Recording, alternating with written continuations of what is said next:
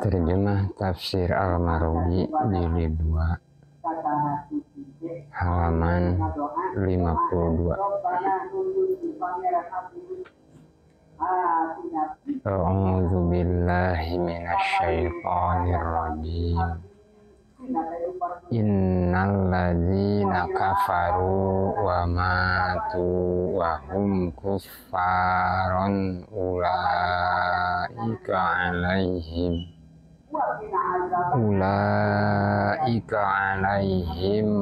la'natullahi wal malaikati wan nasi ajma'in. Penjelasan ayat ini yaitu setelah Allah menjelaskan ayat-ayat yang telah lalu tentang orang-orang yang menyembunyikan kebenaran sehingga mereka berhak menerima laknat, maka Allah mengecualikan mereka itu orang-orang yang telah bertaubat. Di dalam ayat ini Allah menjelaskan bahwa laknat yang mengakibatkan mereka langgeng di dalam neraka jahanam itu jika orang itu mati dalam keadaan kafir. Ketika ia mati dalam keadaan kafir itu, maka laknat akan turun dari Allah, para malaikat dan semua orang. Di antara seluruh manusia itu adalah kalangan mereka sendiri yang tidak tahu menahu.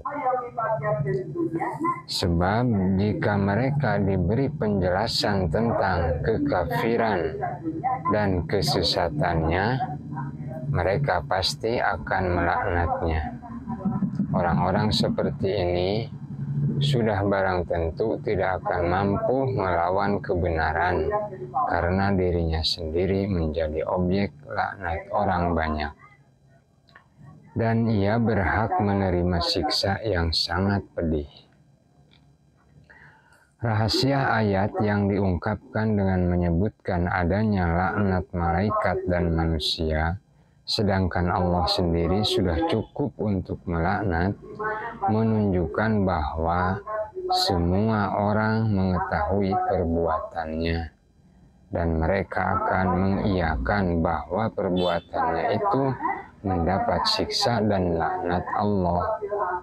Dengan demikian, tidak seorang pun yang bisa berbuat belas kasihan atau menolongnya.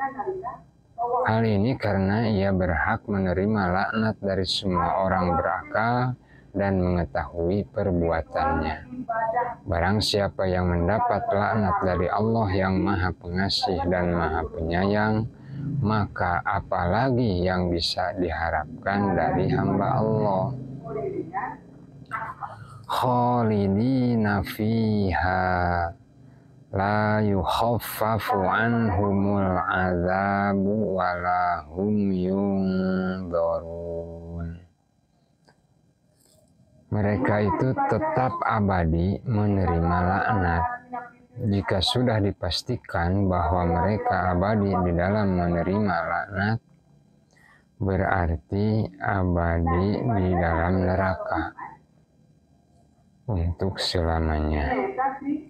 Mereka akan tetap tidak bisa selamat dari neraka, bahkan siksaan yang ada pun tak akan diperingati. Bahkan siksaan yang ada pun tak akan diperingan. Mereka sudah tidak ada lagi kesempatan untuk berbuat kebajikan dan beramal soleh, sebab kekafiran yang menyebabkan mereka berhak menerima siksa ini akibat keingkaran secara maksimal yang dilakukan seseorang. Jika ia mati, maka seluruh amal perbuatannya terputus dan sulit baginya untuk dapat melepaskan diri dari kegelapan ruhani atau kembali kepada kebenaran dan membersihkan diri dari perbuatannya yang telah lalu. Mereka itu akan mengalami masa penyiksaan yang panjang karena perbuatan mereka yang zalim terhadap dirinya sendiri. Dan setelah itu, mereka baru tahu apa sebenarnya yang bisa diharapkan dari selain Allah. Surah Al-Baqarah ayat 163 sampai 164. A'udzu billahi minasyaitonir rajim. Wa ilahukum ilahu wahid. La ilaha illa huwar rahmanur rahim. Inna fi khalqis samawati wal ardi wa ikhtilafil laili wan nahari wal fulkil lati tajri fil bahri bima yanfa'un nasa wa ma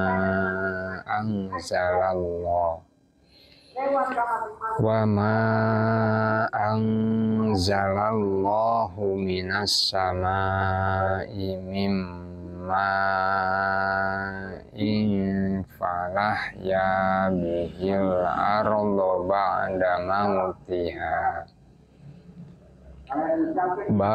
mautiha wa bassa fiha min kulli dabbati wa nasri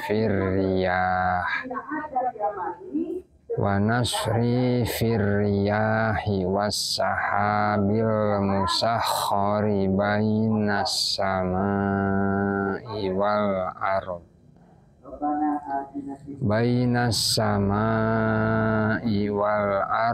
la ayatil liqaumin yaqilun. Artinya, dan Tuhanmu adalah Tuhan yang Maha Esa. Tidak ada Tuhan melainkan Dia yang Maha Pemurah lagi Maha Penyayang. Sesungguhnya dalam penciptaan langit dan bumi, silih bergantinya malam dan siang, bahtera yang berlayar di laut membawa apa yang berguna bagi manusia, dan apa yang Allah turunkan dari langit berupa air, lalu dengan air itu Dia hidupkan bumi sesudah mati. Dan Dia sebarkan di bumi itu segala jenis hewan dan pengisaran angin dan awan yang dikendalikan antara langit dan bumi. Sungguh terdapat tanda-tanda keesaan dan kebesaran Allah bagi kaum yang memikirkan. Pengertian secara umum, pada ayat-ayat yang telah lalu, Allah telah menetapkan hukuman terhadap orang-orang yang menyembunyikan apa yang telah Allah turunkan berupa hidayah dan petunjuk dengan laknat Allah, kecuali jika mereka itu bertaubat. Jika mereka itu masih dalam keadaan berpegang teguh pada pendiriannya, berarti ia akan langgeng menerima laknat dan siksa yang tidak akan diberi keringanan. Dan tak ada manfaat syafaat dari seseorang. Di dalam ayat ini Allah menjelaskan bahwa syari adalah satu dan tak ada yang wajib disembah kecuali Allah.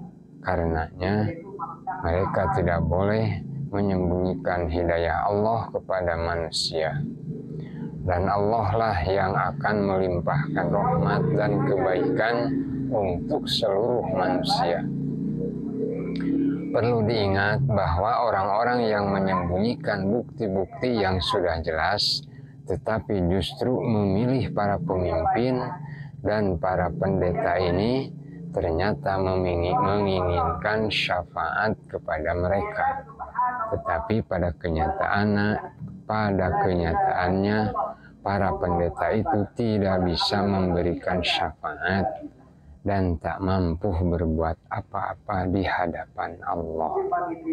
Sebenarnya mereka ini berada di pihak yang salah karena menyembunyikan kebenaran, memusuhi orang-orang yang berpegang pada kebenaran Islam.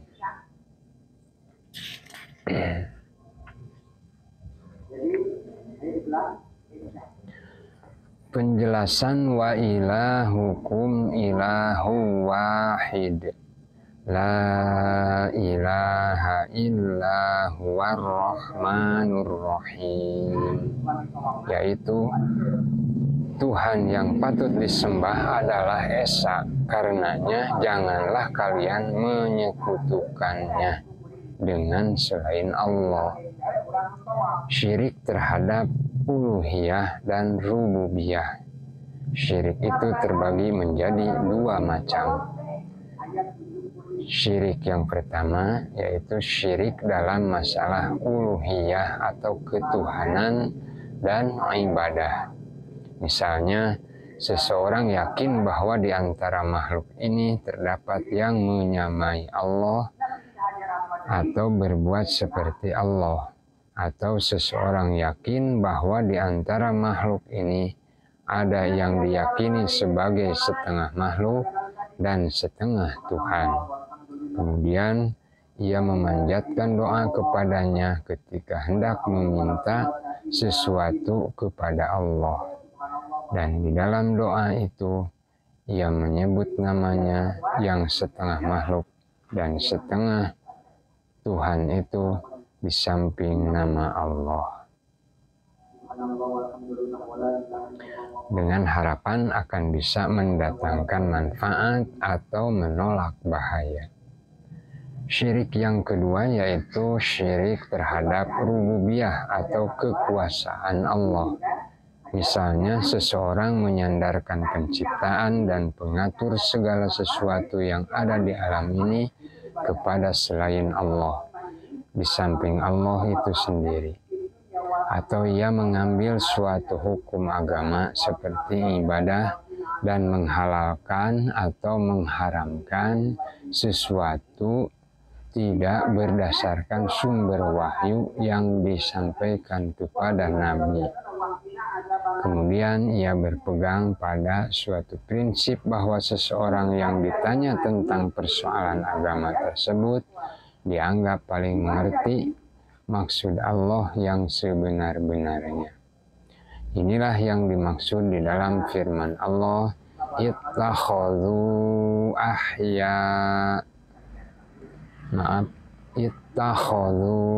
ahbarahum wa ruhbanahum arbabam min dunillah. Artinya, mereka menjadikan orang-orang alimnya dan rohib-rohib mereka sebagai Tuhan selain Allah. Kewajiban para ulama sekarang adalah memberi penjelasan kepada setiap orang tentang apa yang diturunkan Allah kepada Nabi, dan jangan sekali-kali menyembunyikannya.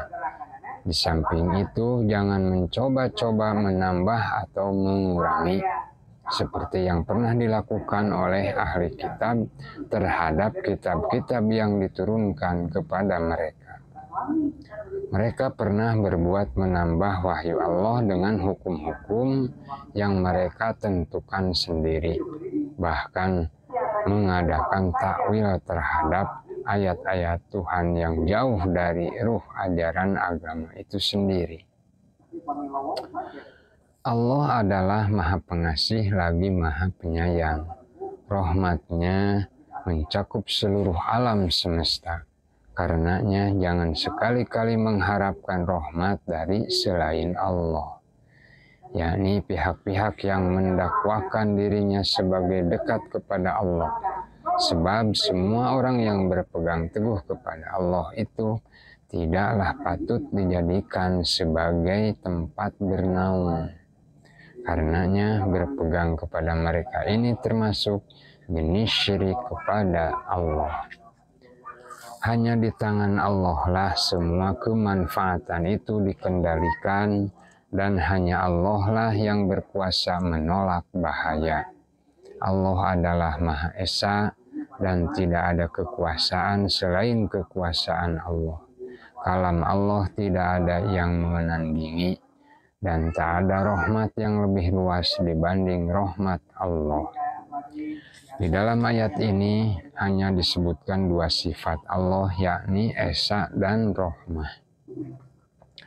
Sifat Esa ini dipergunakan untuk mengingatkan kepada kaum kafir yang menyembunyikan kebenaran bahwa untuk selamanya mereka takkan menemukan pelindung selain Allah yang bisa menjaga mereka dari laknat-Nya. Akan halnya menyebutkan sifat rahmah berguna untuk menarik mereka agar mau bertaubat. Sifat rahmah ini juga bisa menghilangkan rasa putus asa setelah mereka menyeleweng dari kebenaran, yakni kesalahan yang diperbuat karena mengambil perantaraan selain Allah.